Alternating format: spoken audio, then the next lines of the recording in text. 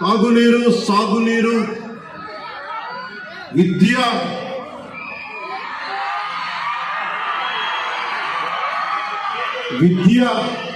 వైద్యం, ఉపాధి అవకాశాలు. ముఖ్యంగా తాగునీరుకు సంబంధించి కేంద్ర జల్ జీవన్ మిషన్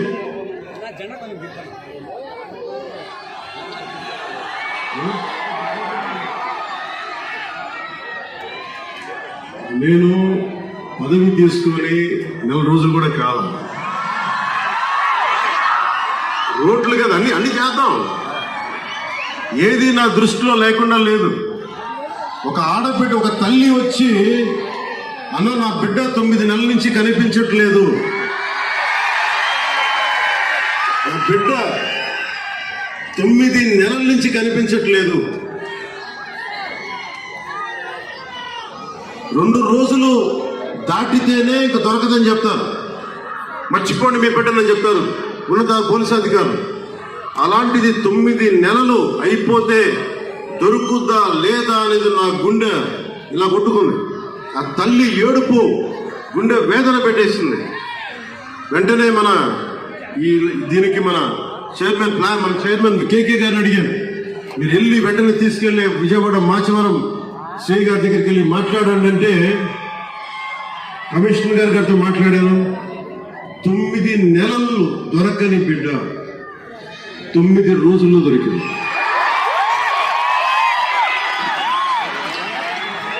నేను ఈ 9 రోజులు నవరాత్రులా అయిపోయినాయి. నాకు ఆ బిడ్డ దొరుకుద్దా లేదా తల్లిని ఒకటే వేడుకున్నా. తల్లి ఒక ఇంట్లో పెంచిన ఆడబిడ్డ ఎటు వెళ్ళిపోయిందో తెలియదు, ఆ బిడ్డ దొరికే వరకు చూడు తల్లి అని చెప్పి ప్రతిరోజు రాత్రి ప్రార్థించాడు. నా ప్రార్థనలు ఆంధ్రప్రదేశ్ పోలీస్ శాఖ సమర్థత, ధైర్య సాహసాలు, వారి అపార నైపుణ్యం కేరళలో చూశారు, బెంగళూరులో చూశారు. ఎక్కడ భీమవరం, ఎక్కడ విజయవాడ, ఎక్కడ జమ్మూ అండ్ కాశ్మీర్. ఆ బిడ్డ జమ్మూ అండ్ కాశ్మీర్లో దొరికింది. జమ్మూ అండ్ కాశ్మీర్ పోలీసు వెళ్ళి తీసుకొచ్చారు.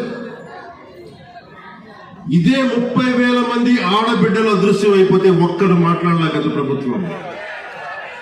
మీరు ఎందుకు చెప్తున్నారంటే, మీరు పిఠాపురం పెద్దలు, యువత, సమస్త ప్రజానికం, తల్లులు, ఆడపడుచులు ఒక్క వ్యక్తి వెంట మీరు నడిస్తే, మేమందరం కలిసి ఒక కూటమినే గెలిపిస్తే, మీరిచ్చిన బలం 9 నెలలు దొరకక, బిడ్డ దొరకక, ఆచూకీకి దొరకక, కడుపు గుండెలు చుట్టుకుపోయి పడుతున్న ఒక మాతృమూర్తికి మీరు ఆనందం కలిగించారు. మీరు ఇచ్చిన నిలబడినందుకు మీకు జోహార్లు, మీకు మీ అందరికీ ధన్యవాదాలు. అంటే ఇది 9 నెలలు దొరకంది 9 రోజుల్లో దొరకగలిగింది అంటే పోలీసింగ్ లో తప్పు లేదు, వ్యవస్థలో తప్పులు లేవు, వ్యవస్థని నడిపించే నాయకత్వంలో తప్పు ఉంది. సరైన నాయకత్వం కనుక రాష్ట్రాల్లో ఉంటే ఇలాంటి సమస్యలు చాలా తక్కువలో ఉన్నాయి. నా దాకా మన ఉన్నతాధికారితో మాట్లాడుతున్నా, మీ దాకా వచ్చి దాదాపు ఒక ఐజీ స్థాయి అధికారి చెప్తా ఉన్నారు, మీ దాకా వచ్చి సమస్య పరిష్కారం అయిందంటే కింద స్థాయిలో వ్యవస్థలు సరిగ్గా మీ అంత బలంగా పనిచేయట్లేదు, అది మేము కూడా సరిదిద్దుకోవాలని ఒక ఐజీ స్థాయి అధికారి చెప్తుంటే నాకు నిజంగా చాలా ఆనందం కలిగింది. ఆ మార్పు వచ్చింది. ఒక్కొక్క ఎమ్మెల్యేకి నాకు 70,000 నేను అనుకున్నాను, అందరూ అనుకున్నారు. పిఠాపురంలోనే పవన్ కళ్యాణ్ నెంబర్ 1 మెజారిటీ వస్తాను అందరూ చెప్తా ఉంటే ఏమో అనుకున్నాను. నేను ఒకటే అనుకున్నాను, గెలిపిస్తే సంతోషం అనుకున్నా. సో మీరు 70,000 ఓటు పైసలకి ఇచ్చారు. నేను అడిగాను, సో ఇదే ఎవరో వచ్చారు నా దగ్గరికి, మీదే నెంబర్ 1 మెజారిటీ అవుతుంది అడుగుతా ఉంటే అడిగాను. మొన్న అన్నారు కదా ఇప్పుడు ఏంటి పరిస్థితి అంటే, సారీ సార్ మీది కాదు, అటంతా వైజాగ్, ఉత్తరాంధ్ర ఏ మూలకెళ్ళినా 30,000 తక్కువ, 10,000 అసలు కనీసం 10,000 తక్కువ, ఎవరికి మెజారిటీలు తక్కువ లేదు. అది కనిష్టం. ఒక్కొక్కరికి 90,000, 98,000 ఏదో ఎంపీ ఎలక్షన్ లాగా వేశారు. అంటే ఎంత నిలబడ్డారు ఈ రాష్ట్ర ప్రజానికం, రాష్ట్ర యువత ఎంత విసిగిపోయారు గత ప్రభుత్వం మీద. మీ కోపం, మీ ఆవేదన రక్తం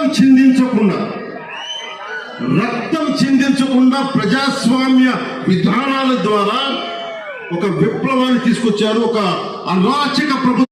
ఆ 10,000 రూపాయలు ఒక ఉద్యోగ జీతానికి వెళ్ళిపోదు. మన సెక్రటేరియట్ నుంచి నా దగ్గరికి వచ్చి మీరు అసెంబ్లీ సెషన్స్ వెళ్ళినందుకు దాదాపు మీకు 31,000 రూపాయలు మీకు రావాలి, సంతకాలు పెట్టండి. నేను నా పంచాయతీరాజ్ శాఖలో నిధులు లేవు, నేను అలా డబ్బులు తీసుకుంటే నాకు వద్దు. నేను చదివిస్తున్నాను, దీన్ని రిలింక్విష్ చేస్తున్నా. 30,000 నేను వదిలేస్తే ఒక ప్రభుత్వ ఉద్యోగంగా ఒక కానిస్టేబుల్కు జీతాలకు వెళ్ళిపోతారు. అంటే ఇంత బాధ్యతగా ఉండాలి అని నేను ముందుకెళ్తున్నా. నా ముందున్న చాలా బాధ్యతలు ఇచ్చారు మీరు. ఇందాక సాగునీటి గురించి చెప్పాను. చాలాసార్లు వర్మ గారు, కృష్ణరాజు గారు, మన జనసేన నాయకులు అందరూ కూడా నా దృష్టికి తీసుకొచ్చింది ఏలేరు శుద్ధగడ్డ ఆధునీకరణ. ఈ దాదాపు పెద్దాపురం నియోజకవర్గాల నుంచి కూడా దీనికి ఫలితం ఉంటుంది. దీనిని ముందుకు తీసుకెళ్లి నాకు కొద్దిగా సమయం కావాలి ఇది హ్యాండిల్ చేయడానికి, దీన్ని ముందుకు తీసుకెళ్ళడానికి. నిన్న అధికారులతోటి సమీక్షలో మాట్లాడాను. అలాగే పురోహితిక దేవాలయం అమ్మవారిని కేంద్రంగా చేసుకొని, పిఠాపురాన్ని ఆధ్యాత్మిక కేంద్రంగా చేసుకొని temple circuit, temple tourism develop చేస్తాను.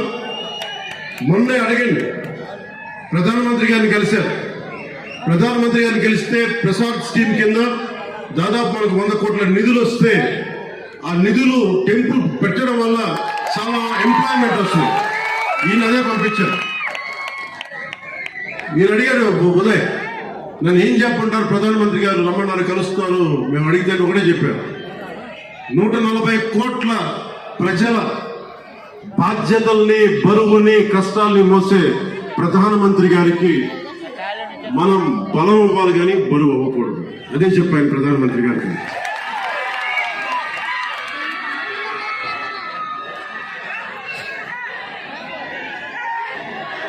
అలాగే మనకి పిఠాపురంలో సెరికల్చర్ ఉంది. ప్రతిసారి చిత్తూరు కానీ లేదంటే మనకి ఆ మున్సరుకి మదనపల్లి హనుమాన్ జంక్షన్కి వెళ్ళి